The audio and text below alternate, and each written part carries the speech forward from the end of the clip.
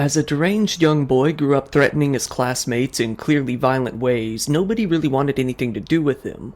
Even despite everything he had done, they still never expected him to become the monster he turned out to be when he set his sights on committing one of the deadliest attacks in US history. Time and time again, we see a lot of cases where the perpetrator really checks a lot of boxes in hindsight. It could be mental illness, social isolation, interaction with terrible communities, or even all of the above. Most of the time, though, to the people around them, a lot of the warning signs are so spread apart that they go unnoticed or unseen entirely. In this case, though, the mental decline was seen to start happening from a very young age, so let's start at the very beginning. Wait a second, let me guess. He joined the wait a second, just said WeChat. I don't mean by WeChat. I mean by the what it's called. I just forgot about the name of the website, but I am pretty sure. 4chan. He did join that. I'm pretty sure. Patrick Wood Crusius was born on July 27th of 1998. Being of German and Italian descent, he was known to have lived in Allen, Texas for the majority of his life. His relationship with his family was rocky as, while growing up, his father was very big on drugs and alcohol. To be specific, he had a good appetite for abusing benzos, antidepressants, Vicodin, and different ADHD drugs. His father got to the point where his behavior was so bad that his wife basically banished him to live upstairs in the home alone, away from the rest of his family until he got it together. Eventually, Patrick's parents came to divorce when he was about 13 years old. By now, he was described as being a lonely kid who mainly stuck to his computer to keep himself occupied. I told you. it is going there. His struggles weren't only external ones with his family, but also internal. He was, at one point, diagnosed with a schizoaffective disorder. Throughout the majority of his schooling, he was described to have severe lifelong neurological and mental disabilities that caused him to be in some form of special education for the majority of his schooling. Eventually, it came time to move on to high school. After he began to attend Liberty High in Frisco and later Plano Senior High, the other students immediately began to feel that something was off about him. One former classmate said that he mainly sat alone at the back of the bus before and after school. He seemed to hate the popular kids, often going on rants to himself about anyone who played any sports or joined the school band. He was described as standoffish, with it being said that he didn't really interact with anyone beyond the bare minimum. Patrick had a sister, and a good portion of his interactions would come from her and her friends. He would sometimes walk to school with his sister and her friends, but he would usually walk either far ahead or far behind them, keeping to himself and not saying a word to them. One of these friends later said, "He wouldn't talk to people. No one really knew him." While in class, he was described as being very strong-minded, almost arrogant, with it being said that he would try to take charge of the classroom despite his usually timid attitude. However, he would only grow angry when other students would refuse to listen to him. They wouldn't even work with him on group projects, saying that he was too angry and irritable. To make matters worse, the other kids would often pick on him because he spoke in a strange manner and wore what appeared to be very old hand-me-down clothes. One student said that, when he was in English class with Patrick, quote, "Every time I looked up in class, it was someone new speaking negatively to the kid. Patrick, that is dumb, stupid." At one point in high school, Patrick ran away from home. It seems that he couldn't take the home life or school any longer. His family reported him missing to the police. However, they were surprised to see him. By the way, it is very strange for me to look at how many bullying cases there is. I have changed a lot of schools during my, school life and college life, but I was never bullied. I don't remember that, or also I have never seen somebody get that much of a bullied, because there is consequences for that. If somebody try to bully you, teacher will be there to help you. Sometimes they will not help you. You just need to tell your parents and they can just complain to the principal and the issue will be solved. So there has consequences for that, and bullying is like rarely happening. So yeah, it is also very rare to look at it. Returning home from his runaway in less than 30 minutes, leading to them calling the police to tell them to forget about the whole thing. Still though, Patrick came to graduate from high school in 2017, moving on to a community college shortly after. Attending Collin College, he decided to move in with his grandparents for a change of pace. His grandparents allowed him to live there as long as he followed some very basic rules, like not leaving the house late at night and not being on his computer all the time. While the first rule would be easy for Patrick, he wasn't going to follow the second one so closely. Around this time, he only grew more invested in the online side of his life.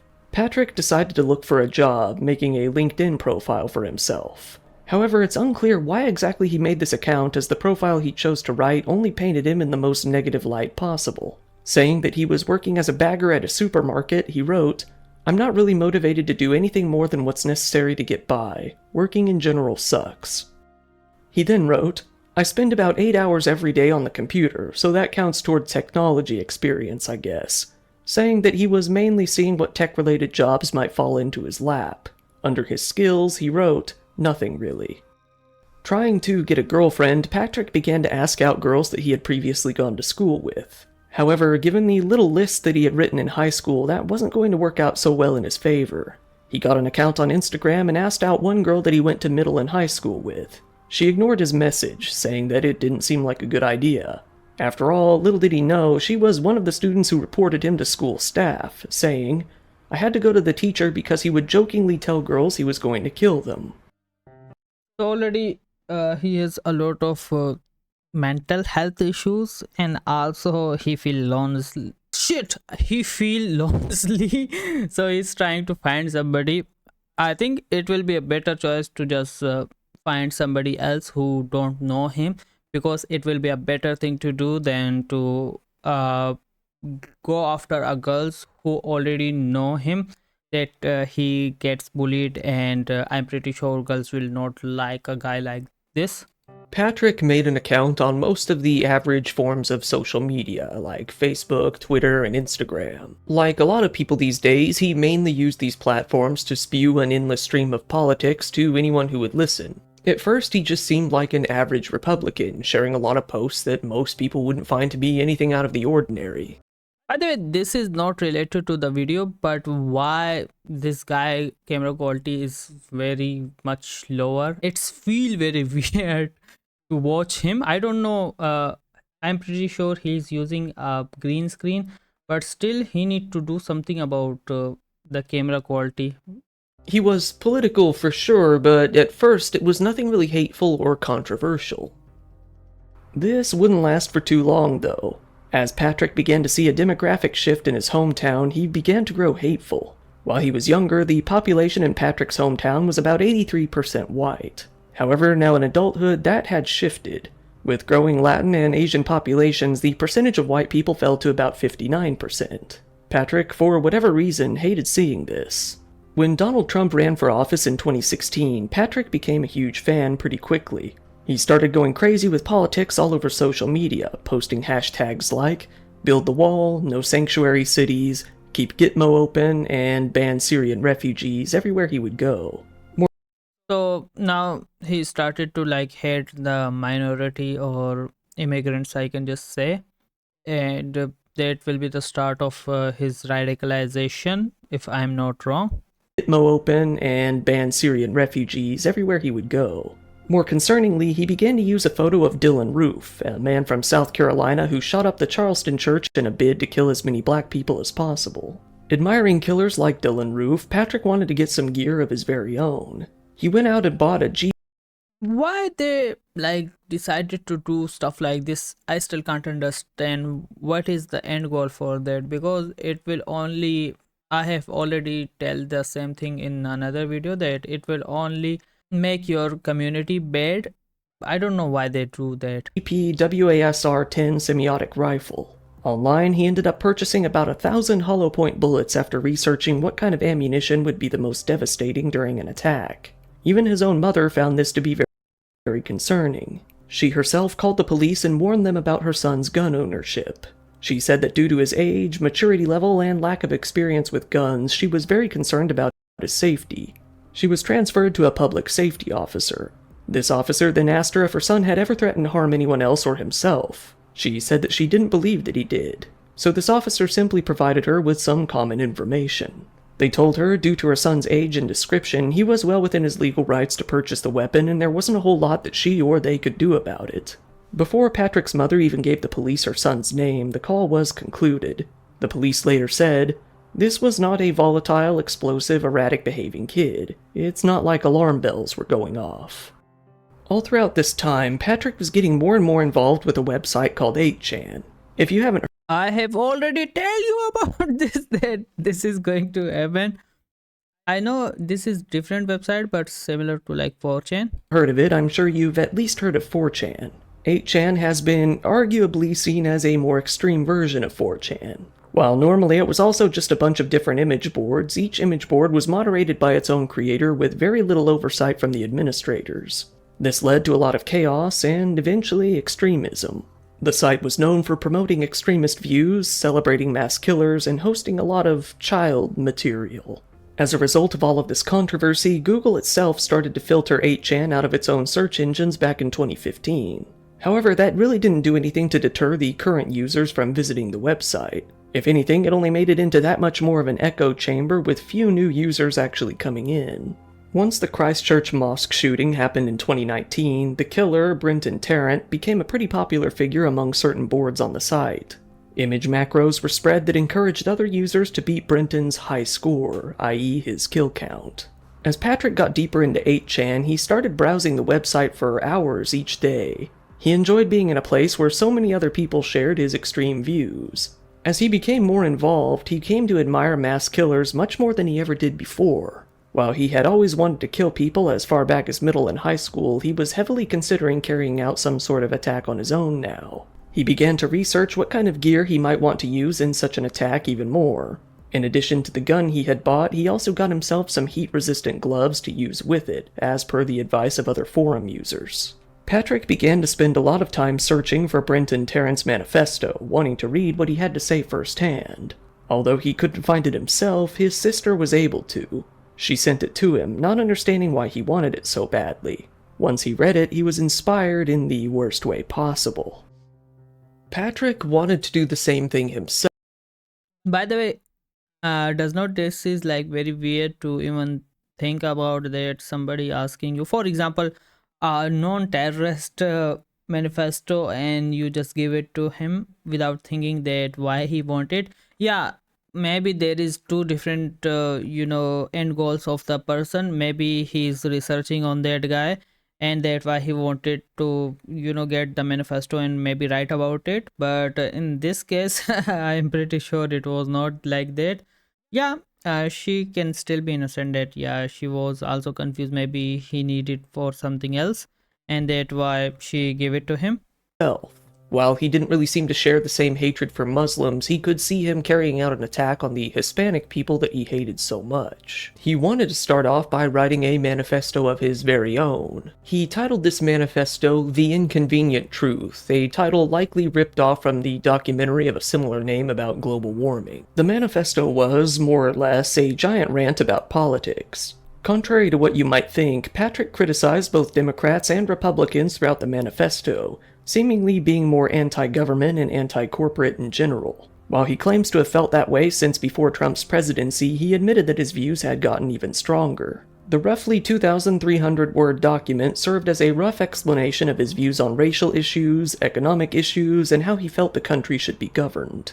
The 4-page manifesto was divided into 6 sections, those being about me, political reasons, economic reasons, gear, reactions, and personal reasons and thoughts.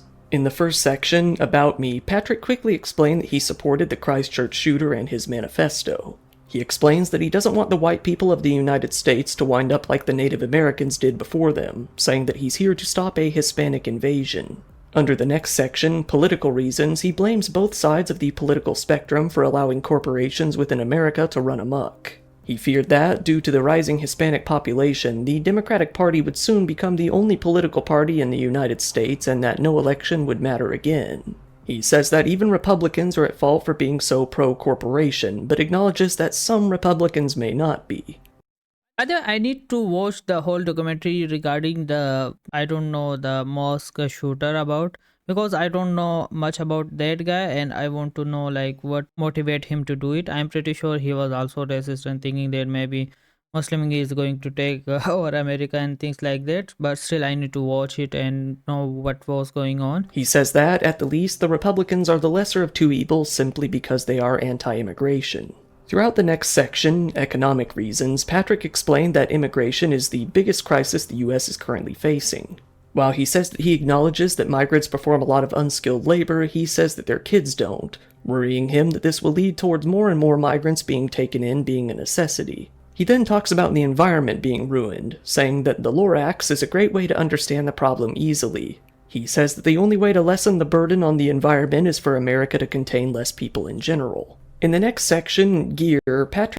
But is it the America very big so it can just house multiple people? So why it's need to be less people there while you can just bring more people to America, specifically because how bigger it is and how much resources there is to share?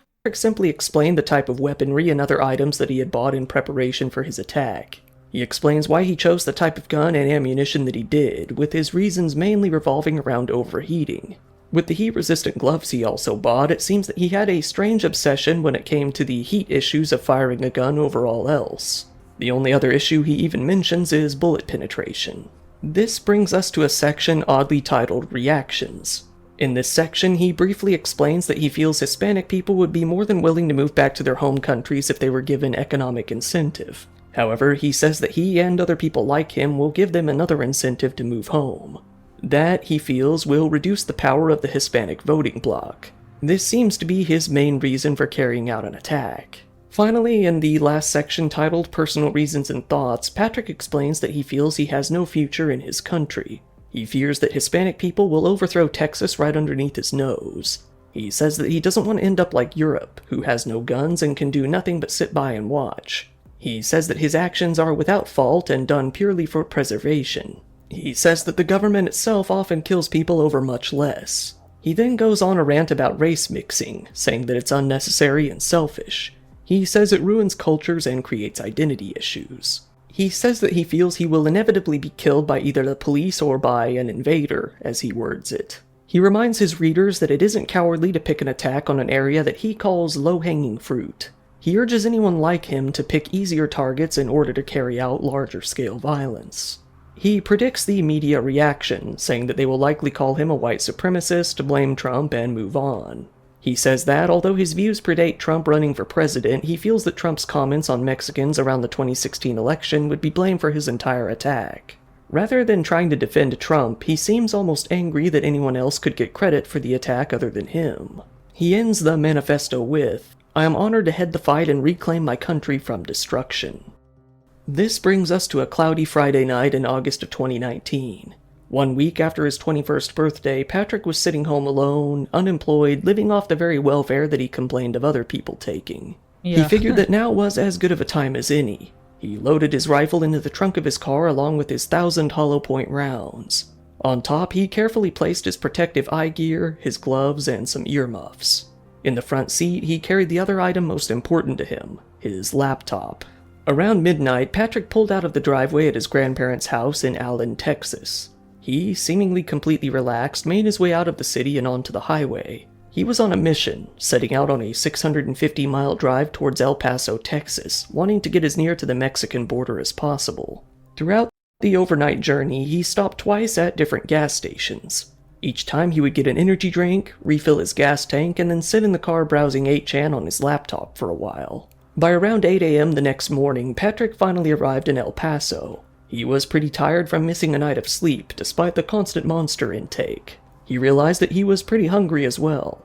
He started driving around El Paso, seemingly with no particular goal in mind. He stopped at a pizzeria that he seems to have visited before, seemingly wanting to get one of his favorite orders one last time.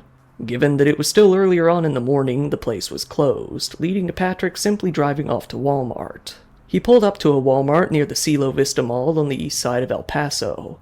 It was now around 9 a.m. and roughly 3,000 people were shopping at the popular Walmart location. Given its close proximity to the border, many people from Mexico would come over to shop at the place. This got that Walmart location the nickname the Juarez Walmart, which very well could be what piqued Patrick's interest in the location in the first place.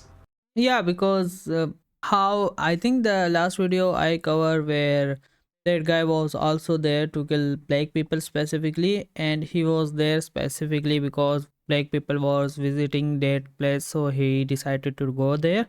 Wearing a very normal-looking black t-shirt and cargo pants, Patrick hopped out of his car and made his way into the store. Patrick wanted to use this time to get a feel of the current demographic within the store as well as learn the layout of the building. He walked around for about half an hour, simply scoping the place out. Feeling he had learned enough, he went back to his car. However, this is where he realized that he was indeed still hungry. Seemingly completely calm, the nerves that one would normally have at a time like this didn't seem to be bothering his stomach. He walked back into the store, bought an orange, and loitered around the grocery cart area while he ate it. All the while, the people he was planning to murder in broad daylight walked past him into the store, completely unaware of what he was planning. After he finished eating his orange, Patrick walked himself back out to his car. Here, he would wait around for about an hour, getting himself ready for what he was about to do. It was now around 10:15 a.m. Patrick was sitting in his car, checking out 8chan on his laptop.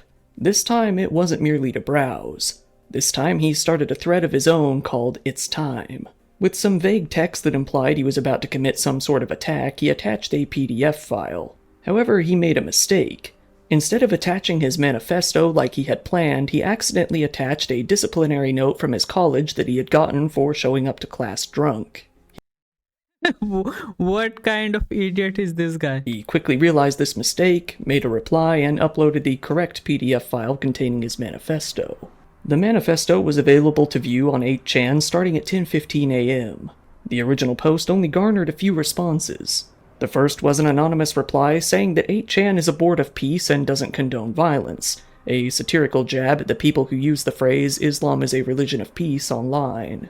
Another poster simply responded every Shabbat, implying that they wanted killings like this to happen every weekend if possible. Likely because he saw the replies drying up pretty quickly, Patrick put away his laptop at 10:37 a.m.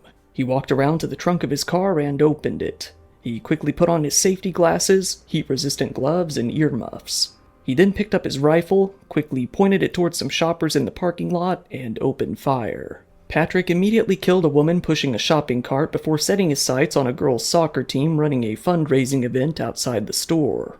The store manager had already caught sight of this happening and quickly ran back into the Walmart. He issued what he called a Code Brown, which was an active shooter alert. This made evacuation a priority within the store, and hiding for people who were in no position to evacuate. Many shoppers fled across the street to the mall, hid under tables, or behind shipping containers behind the building. A lot more, however, were simply stuck inside. After roughly a minute and a half of shooting in the parking lot, Patrick made his way into the store through the west entrance. By the way, yeah, I think they can't even close the whole store down because there is glass everywhere. He can just shoot the glass and enter there. But still, Walmart or other shopping malls need to increase their security, specifically give weapons in emergency situation to their staff. Maybe hire some, staff who know how to use guns specifically in cases like this, because they are now waiting for police to arrive, and I'm pretty sure he will kill few more people before police even comes here to do something. And even in active shooting, if police arrive even in time, they're still like he can take hostages and still kill more people. So Walmart or other shopping malls and businesses need to hire especially security guards more, and maybe try to like train their staff. I'm pretty sure in America a lot of people know how to use guns, so it will be not that hard to train those people. He was seen on CCTV camera calmly walking through the front doors with his weapon. He began to fire towards a group of adults related to the fundraiser inside, injuring the soccer coach and killing his father. Then he proceeded calmly walking throughout the store, seemingly completely unbothered by what he was doing. An old man, likely hard of hearing, came out of the restroom, seemingly no idea that anything was happening. He walked right in front of Patrick. Seeing the gun, he made an attempt to flee, but Patrick simply shot him in the back of the head. Showing no emotion whatsoever, he stepped over his body to continue his attack. He headed towards a section of the store that held a few fast food stores along with a small branch of a local bank. While shoppers continued to scream and hide under tables and behind aisles, Patrick slowly walked past them. Whether he chose to ignore them, thought they were dead, or simply didn't see them is unclear. Continuing to fire, he moved towards the registers as a group of cashiers did their best to flee the scene. One of them tripped and fell to the ground. He raised his head to see if Patrick was still there. In that moment, Patrick shot him right through his head. He then moved his aim towards another woman hiding behind a counter and shot her as well. Patrick then moved towards the bank lobby, seeing a man hiding behind a column there. He shot the man point blank before moving his attention towards the other men in the area behind the counter, shooting them both. As he turned to head back to the store, a man named Andre Anchondo threw himself on top of his wife and baby to protect them. Patrick then shot him in his back, killing him. Continuing to Fucking coward. walk east, Patrick was shooting at anyone who he could get a glimpse of hiding within the store. Eventually, he made his way over to the eastern doors of the building, opposite from where he started, and simply walked out of the door.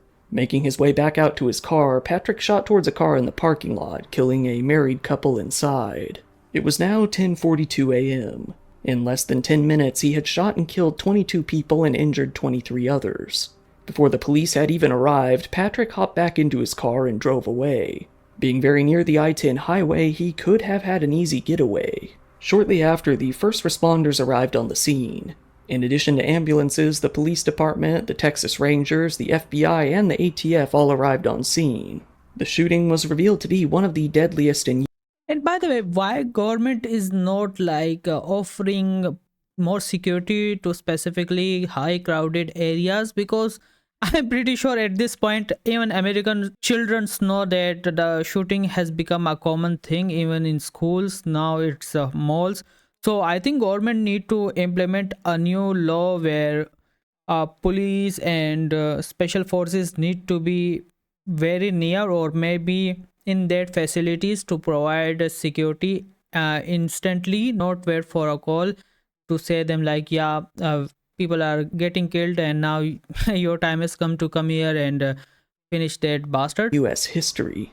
20 victims died right there on the scene, and 3 more died over a period of time afterwards. The victims, including the injured, were a variety of ages, ranging anywhere from 2 years old to the elderly. While the majority were Hispanic, as Patrick intended, not all were.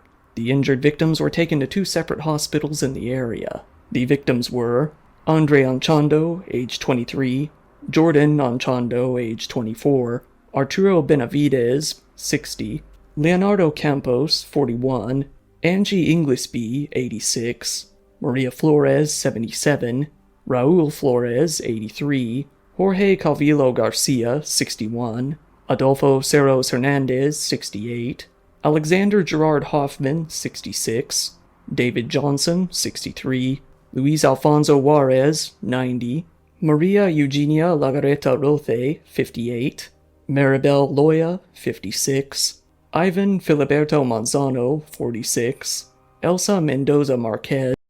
I think this is the first shooter video I'm watching where he killed a lot of people because which the other videos I have reacted to, the casualties were not that high, but in this case he killed a lot of people. 57, Gloria Irma Marquez, 61, Margie Record, 63, Sarah Esther Regalado Moriel, 66, Javier Rodriguez, 15, Teresa Sanchez, 82, and Juan Velasquez, age 77. Another man, Guillermo Memo Garcia, a 36-year-old man, went on to die much later as a direct result of his injuries. As the police cleared the scene, they evacuated the nearby mall as well. They weren't sure if the killer had made his way across the street to continue his rampage there. Little did they know, Patrick was already long gone. However, his next move would prove to be one that nobody would expect. Rather than flee the scene and get back onto the highway, Patrick instead turned his car around and headed back towards the Walmart. On his way, he ended up at a busy intersection. Here, there were some police and ambulances behind him. He stopped his car, coming out with his hands up, and calmly told the police that he was the shooter. What? Suddenly he realized that he did something wrong and now it's time to get surrender or what? Nearby drivers were able to record him being arrested there on the spot and taken back to a police car. Patrick immediately waived his Miranda rights and confessed everything to the police, saying that he had been targeting the Mexicans at the store.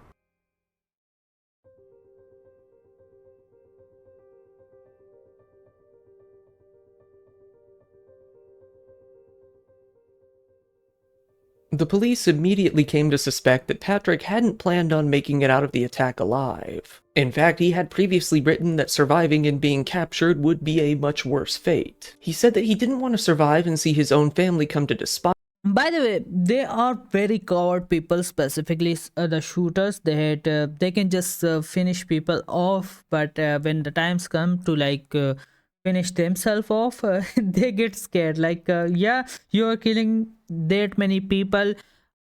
You don't feel anything about them. Like you don't feel sad about them that they are going to die because of you, and now it's time for you to finish yourself. You are getting scared and cold feet. Him, much less face the death penalty. Shortly after, users on 8chan came to see that Patrick really was indeed planning to commit an attack when he made the previous post. Some commenters replied, "That's our guy," in support of what he did, while the moderators quickly scrubbed his post and manifesto, hoping to get rid of it before the site was under even more heat than it already was. Other users quickly re-uploaded it. Others doubted that the manifesto was real, saying that it seemed so low effort that it was probably fake.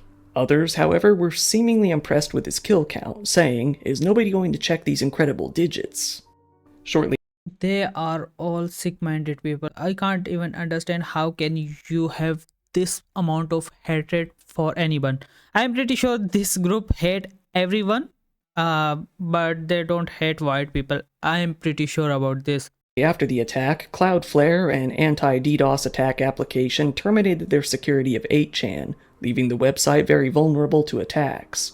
Shortly after, the provider that 8chan rented their servers from, Voxility, decided to discontinue their service as well. The website was taken completely offline. However, it wasn't too long before the website was back, this time on a Russian hosting provider with a different name, 8kun.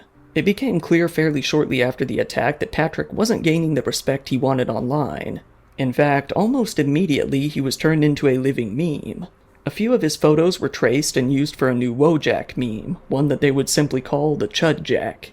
They chose a particularly goofy-looking photo that Patrick had inexplicably decided to use as his Facebook profile picture to do the job. Sometimes called the /poll face, with /poll being the political board of 4chan, the Wojak meme was used to mock people similar to him. In fact, the meme is still widely used to this day to mock users who share Patrick's views. The day after the attack, Patrick's grandparents' home was being raided. Given that it was his last known address, there was no doubt it was coming. Still, Patrick's grandfather got into an altercation with an FBI agent that showed up at his door, telling him to get the hell out. The grandparents, both in their mid-70s, refused to talk to the media initially. However, the next day they decided to make a brief statement, saying that they were devastated and praying for the victims. 2 days after the shooting, an employee from Walmart's corporate side sent out a memorandum to Walmart's whole e-commerce division, urging them to strike to force the company to stop selling guns. Walmart also sent a memo out to all of its stores, ordering them to remove any signs or posters that contained either violent themes or depictions of aggressive behavior. They also put together a fund of $400,000 to help the victims. The next month, the company did announce that it would stop selling ammunition for handguns and rifles in their stores in the US, as well as not allowing any more open carrying within the stores. Donald Trump spoke out about the attack as well, which immediately resulted in a lot of controversy. He condemned the attack as being hateful and cowardly, asking that all flags be flown at half-mast. In a speech, he said, "In one voice, our nation must condemn racism, bigotry, and white supremacy. Look who is talking. These sinister ideologies must be defeated. Hate has no place in America." However, much like Patrick, Yeah, but now currently he is doing openly racism in America, specifically how ICE is now even killing their own people just to justify arresting illegal immigrants. anticipated in his manifesto, this completely backfired on him.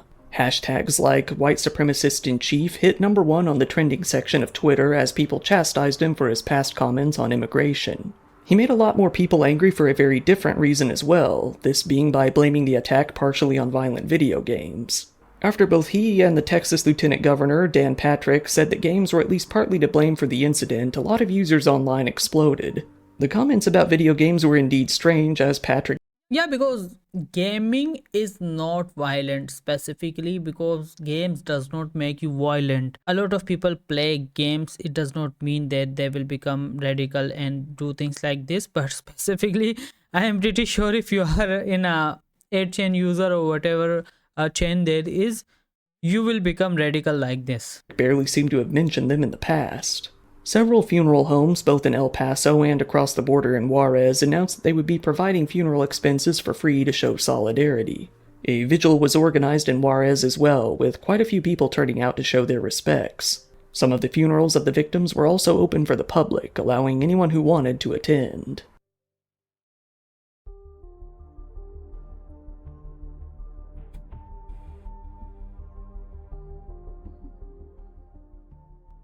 While most of the killers in these stories would no longer be around to face trial by this point, Patrick was one of the rare special cases in which some form of justice could be attempted. He was indicted on capital murder charges on September 12, 2019. Arraignment was then held on October 10th. This is where he surprised the public by pleading not guilty to the murder charges. I need to control myself because I fucking hate American court system, specifically justice system, that anyone can just say, yeah, I am not guilty while doing all kind of stuff. Despite the mountain of evidence against him and his own previous confession. Another murder charge was added to the pile soon after his final victim passed away in the hospital after 9 months of clinging to life.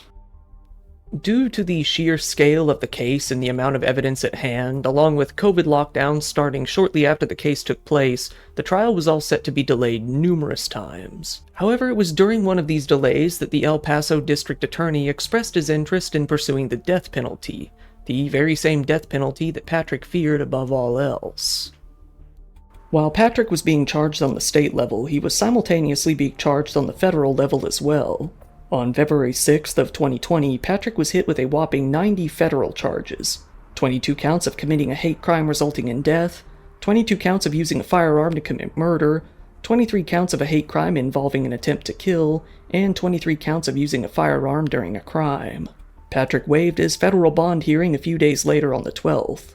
Once again, in July, he pled not guilty to all the federal charges as well. Later that July, it was announced that the defense was granted more time in order to investigate what has only been called a number of red flag mitigation themes. Patrick's defense said that he had been suffering from a number of both neurological and development issues I don't give a fuck. Hang this bitch. throughout his life, adding that he was on an antipsychotic medication since his arrest, saying that he was likely in such a psychotic state during the attack. Throughout this time, the federal-level prosecutors were asked to determine whether or not they would go for the death sentence as well. While the trial was slowly moving forward, the El Paso Healing Garden at Ascarate Park in Mission Valley was dedicated to the victims in August of 2021. By that December, it was also designated as a national memorial. The defense and the prosecutors continued to argue on a trial date. While the defense was shooting for a date of March 2025 or even later, the prosecution would rather get it over with in June of Comment and tell me like how the prosecution then work. Will he be in like jail waiting for his trial, or what the process be? Like is he allowed to like be under surveillance and while he can just live in his house, or what the case be? 2023. The defense argued that this wasn't nearly enough time to comb through the 1.76 million files and 763 gigabytes of video related to the case. Things were made even more complicated when the defense expressed their interest in an insanity plea. Ultimately, the federal side decided not to pursue the death sentence in the case, although the state side was still very much interested. On February 8th of 2023, Patrick finally pled guilty to the 90 federal murder and hate crime charges. Then it came time to be sentenced.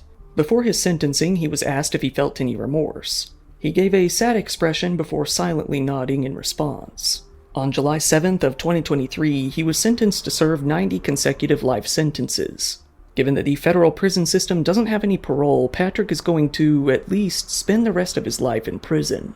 Given that the death sentence was still on the table for the state charges, Patrick's defense said, "Today's federal sentencing ensures that Patrick will leave prison in a coffin. The only question will be whether it's on God's time or on man's time." Give him a death sentence without time for that, so he will be scared every single day that today is my day to be hanged. Various experts on terrorism have spoken out on the case, citing the Great Replacement theory as seemingly being the motivating factor, as it was in other similar cases. This attack was linked to both the Christchurch mosque shootings and the Poway synagogue shooting, given the similarities between the perpetrators and their manifestos. The chief executive of the Anti-Defamation League said that the attack indicated the growing threat of white supremacy. The NATO Secretary General, Jens Stoltenberg, asked various countries to work together to stop these lone wolf attackers who keep finding inspiration in each other. Many online writers have blamed technology for the rise in these crimes, given that it is thanks to the internet that they're able to find each other, share ideas, foster communities, and seek validation. But another thing is that this kind of attacks only happens in America specifically because it is very easy to get weapons. It does not happen in another countries, even like countries like Pakistan where I live, where there is terrorism, not in that mass scale, but now everything has been suppressed. I have never heard like a case like this happen where mass shooting is done. So I am pretty sure it's happened because of how the guns are very easily you can get in America specifically. So that why it is very easy to do this kind of stuff, and people can be radicalized very easily. So America need to work on that specifically and not allow children or maybe even adults to carry weapons, or even if they have weapons, they should not be like automatic weapons. Maybe normal guns will be enough, while they shot like a single fire at a time. Maybe, I don't know, they need to increase everything, and also the security for the people who live in that country. I am not even a citizen, but I think government need to do something about this In ways that they would never be able to find in regular society. Patrick himself has gone on to inspire others within that same circle already, one notable example being Samantha Rupnow. Patrick now mainly lives on as the inspiration behind the Chudjack meme, mainly being ridiculed in contrast to the widespread respect he thought he would receive. As of the writing of this video, Patrick is still waiting on his state-level murder trial. The results of this trial will decide whether or not he lives or dies once and for all. Now in prison, he's finally able to understand how it feels to have his death date completely determined by the will of another, completely out of his own control. Yeah, he deserves it. Once again, thank you guys very much. Thank you. If anybody is watching up until now, I was planning to like do live stream on Twitch, but I'm very poor and I don't have a better internet connection, so I was not able to do that. In the future, if this channel started to grow and I started to make some money, I will get a better internet connection and I will also do live streams, and that will be also better. You can just be in a contact with me. So that's it for today's video. See you in the next video. Up until then, bye bye.